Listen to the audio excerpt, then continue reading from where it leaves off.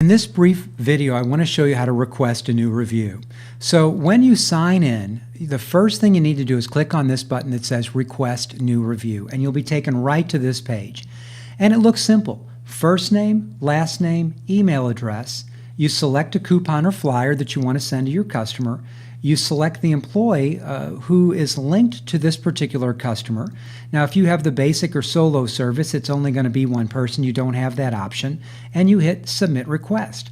Now, let me show you, if you do it like this, the right way, what the customer sees. If you put Robert Summers like this, they will see something that says, Hi, Robert. All right, which is exactly what you want them to see. However, not everybody does that. Some people do this. They put Robert and Smith on the same line. If you do that, this is what the customer is going to see. Hi, Robert Smith.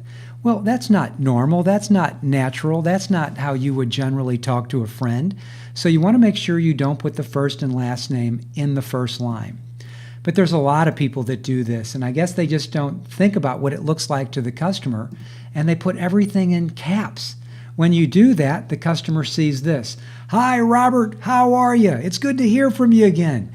You don't want to do that, so make sure you are not using all caps. This is a very, very common thing we see. But here's a tricky one. Dr. Smith. And this would make sense. First name, Dr., last name, Smith. Well, you don't want to do that either, because here's what Dr. Smith is going to see. Hi, doctor. So remember, what's ever here on the first line is what's going to show up in the email.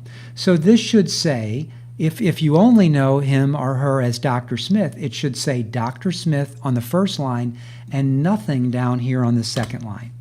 That's how you should do it. Just like that. Okay? Now, the other thing I want to show you is, if you are in the medical industry, one of the things you know you need to do is to protect the identity of your patients. So what you would want to do is put Robert S. So when they get their email, it will say, Hi, Robert. The Smith never shows up. But let me show you where this does show up.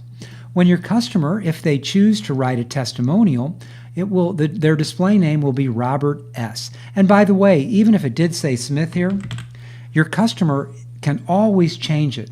But generally, they're not going to know to do that. So if you do put Robert S. in lieu of Rick Pounds, for example, showing up here, it would say Rick P. It would say Robert S. And this way you're protecting the identity of your customer. Now, these will show up on the internet, and let me show you what that's going to look like. These are the testimonials on Best Local Reviews on the internet. So you would want Robert S. to show up here. Now, your customer obviously can upload their picture or not, but we can at least protect their identity by putting Robert and S. So that is how you fill out a review request properly. And by the way, once you've done this the first time and you understand what your customers are going to see, something like this, it's a no-brainer. But unless you know that, you wouldn't know to do first name, last name, not using all caps, potentially using the last letter only. You wouldn't know to do that. And this will only take you probably 10 to 15 seconds to send a new review request.